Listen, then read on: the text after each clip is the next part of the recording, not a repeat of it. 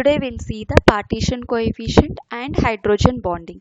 Partition coefficient and hydrogen bonding are also the key physicochemical properties which are required for showing better biological activity. What is partition coefficient? Partition coefficient is a ratio of concentrations of unionized drug or compound between the two liquid phases.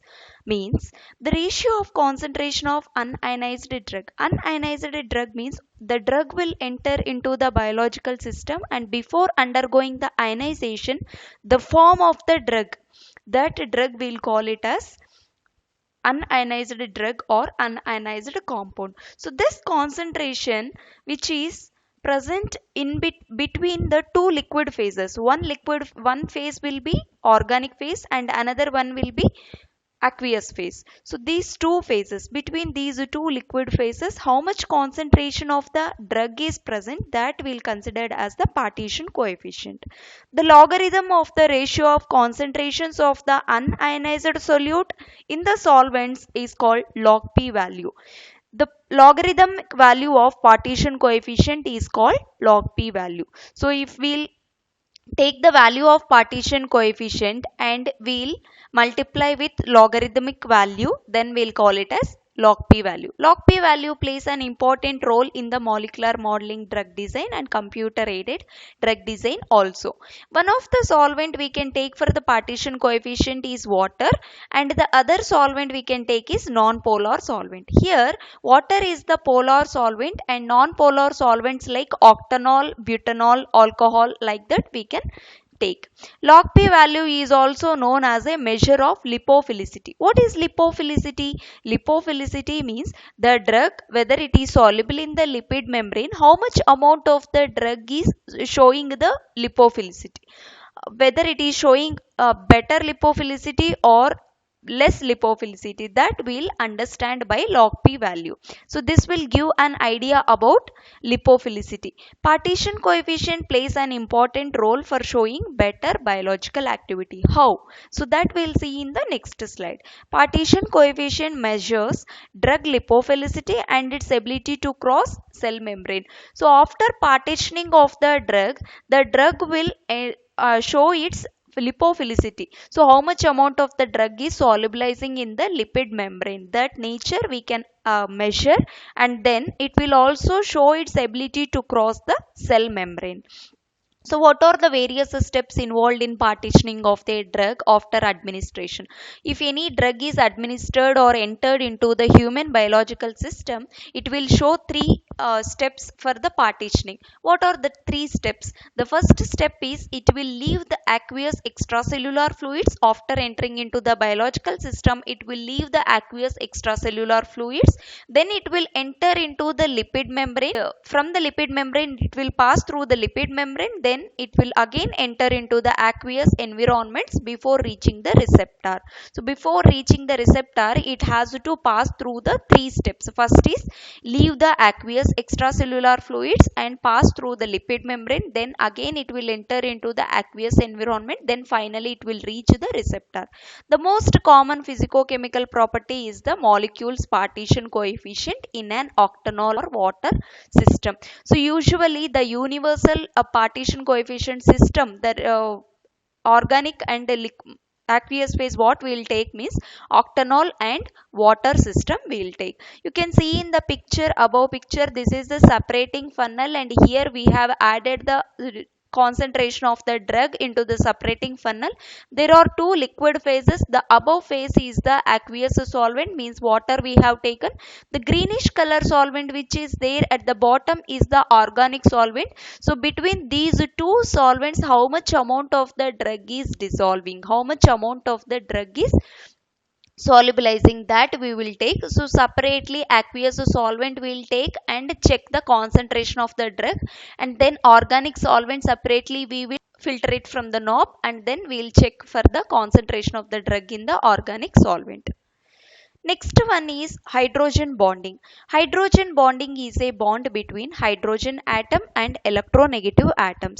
What is electronegative atom? The atom which contains the extra lone pair of electrons in its orbital. That type of atoms we'll call it as electronegative atom. So whenever the bond is formed between the hydrogen atom and the electronegative atoms like fluorine, oxygen and nitrogen, uh, that type of hydrogen bond is that type of bond is called hydrogen bond. So in this hydrogen bonding, hydrogen atom will serve to hold two other atoms together, means hydrogen atom will play a major role for the holding of bond between two atoms together. The atom capable of forming hydrogen bonds have at least, so which type of atom will be is capable for formation of hydrogen bonding means that atom should contain at least one unshared pair of electrons. Few examples of this type of atoms are fluorine, oxygen and nitrogen. So there are the compounds that form hydrogen bonding or soluble in water. So which type of compounds will form hydrogen bonding? That type of compounds will be solubilized in water, so then we can call it as hydrophilic nature. So that type of compounds will be hydrophilic in nature. Hydrogen bonding is of two types. The first one is intramolecular hydrogen bonding and second one is intramolecular hydrogen bonding. What is intermolecular hydrogen bonding? Intermolecular hydrogen bonding means hydrogen bonding occurs between two or more molecules. Between two or more molecules, if hydrogen bonding is takes place, then we'll call it as intermolecular hydrogen bonding. Within the molecule, if hydrogen bonding is occurring, then we'll call it as intramolecular hydrogen bonding. Intramolecular hydrogen bonding example is orthonitrophenol. What is phenol? Phenyl group containing OH group is called as phenol. So at ortho position nitro group is present. So that we will call it as orthonitrophenol. You can see here oxygen acts as an electronegative atom because it contains a unshared pair of electrons in its orbital. So this oxygen will form a hydrogen bond with the hydrogen. Here the hydrogen acts as a key atom which will hold this bond between these two atoms together. So this is the example for intramolecular hydrogen bonding. Next, coming to intermolecular hydrogen bonding, this is paranitrophenol one compound and this one is another paranitrophenol compound. So between these two molecules there is a hydrogen bond.